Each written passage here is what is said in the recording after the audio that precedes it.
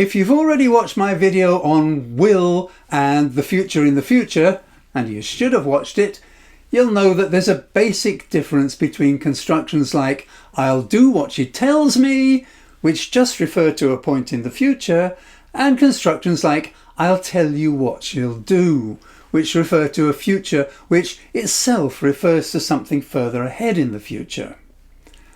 Let's start by looking at some more examples. Here's the basic pattern using will with a dependent clause. He'll have supper when he gets home. There'll be a moment in the future when we'll be able to say he got home and now he's having supper. So we put that whole situation, he has supper when he gets home, into the future by using will in the main clause. I'll put have in square brackets there, by the way, because in the present tense it would be has, but of course after the modal will it's in its base form, have. They'll go to bed after they've had supper.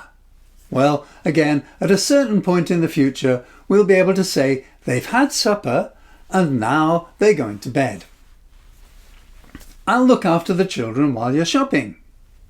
So the moment will arrive when I can say you're shopping and now I'm looking after the children. I'll talk to my wife before I make a decision. Again, there'll be a time when I can say I talked to my wife and now I'm making a decision. And here are some more examples of the second pattern, with will in both the main clause and the dependent clause. Peter will show us where he'll stay this summer. So in the future there'll be a moment when we can say now Peter is showing us where he will stay. And even further in the future there'll be a time when we can say now Peter is staying in the place he showed us. John will practice the speech he'll deliver next week. Again, there'll be a point in the future when we can say now John is practicing the speech he will deliver. Jenny will introduce me to the man she'll marry. At some time in the future, I'll be able to say, now Jenny is introducing me to the man she will marry. They'll give us the books we'll use on the course. Later on, in the future, there'll be a moment when we can say, they're giving us the books that we will use.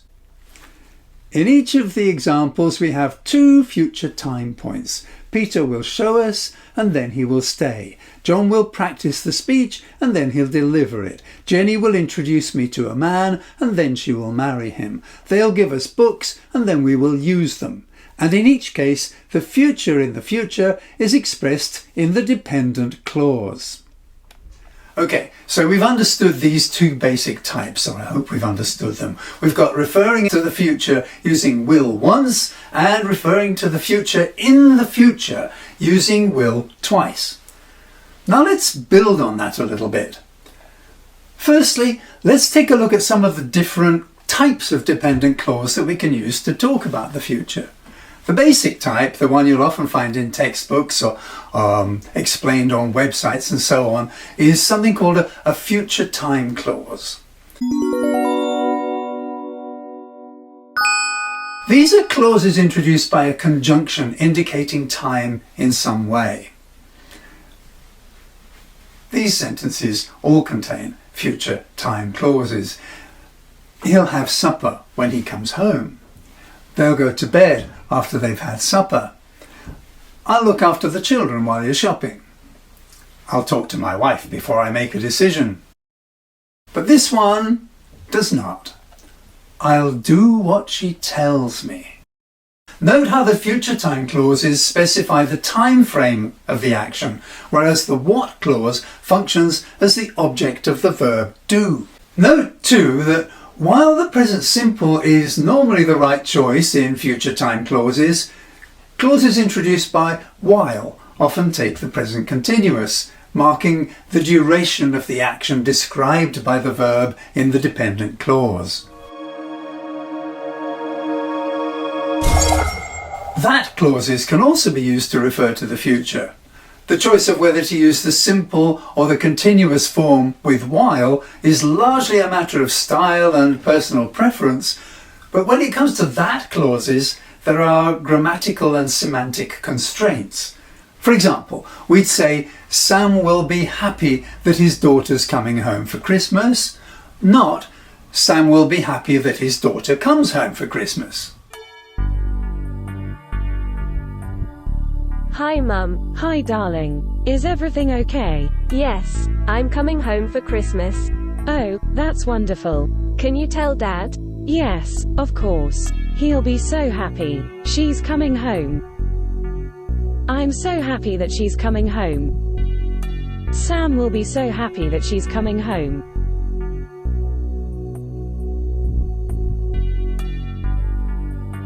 Note also that she's coming home doesn't directly refer to the future. It refers to her present intention to come home in the future. I'm so happy. We need the continuous form, she is coming home, to express the idea that this is something she's decided to do in the future. And when Sam hears that she's coming home, he'll say, I'm happy that my daughter is coming home. Not, I'm happy that she comes home, which would mean that she regularly or generally comes home.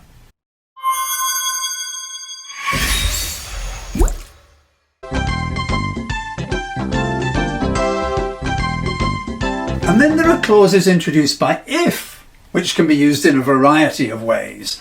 I'll go if you go, I'll go if you will, I'll go if you're going, and so on. In the so-called second conditional, that is if plus would, we use the past tense to talk about a hypothetical future. So we say things like, I'd go if you would, I'd go if you went, I'd go if you were going. Hypothetical future situations introduced by words like unless and supposing may also follow a similar pattern, so we get sentences like, I wouldn't go unless you were going. Or, supposing you had $1 million, would you buy a new car? You may also sometimes hear people say things like, it's time we left, or I'd rather you didn't do that, using the past tense with a future meaning.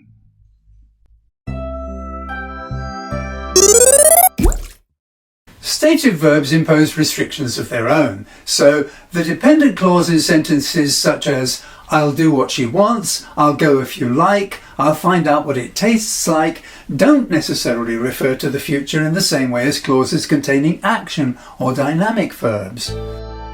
Wanting something, liking something, and so on, these things aren't like an action verb with a clear beginning and a clear end.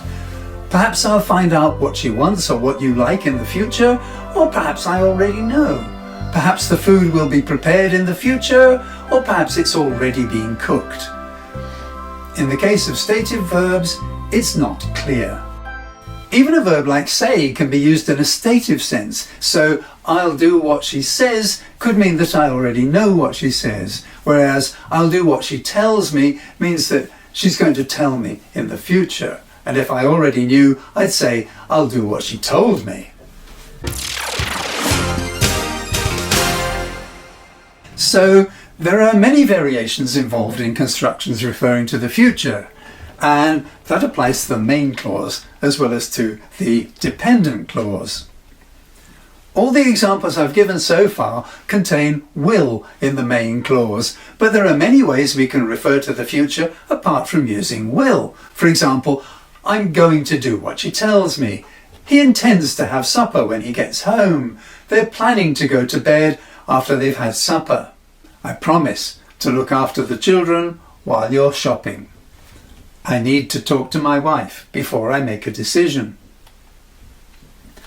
In all these cases, the main clause does not use will, but the dependent clause refers to the future using the present tense in exactly the same way as we saw in sentences with will in the main clause. And of course, we can also refer to the future in the future without using will. So we can say things like, Jenny's going to introduce me to the man she's planning to marry. There are too many possible ways of talking about the future for me to be able to talk about all of them here. But I hope there's enough to give you some guidance. Before I finish, I'll just make a couple of basic points. The first is that despite what many grammar books and websites say, English doesn't have a true future tense. Will isn't really a tense form. It's just one of many ways of referring to the future, and it can be used in other ways, not just to indicate the future. For example, David will be at work by now. Here, will indicates supposition. The speaker supposes that David is at work at the time of speaking. It doesn't really refer to the future.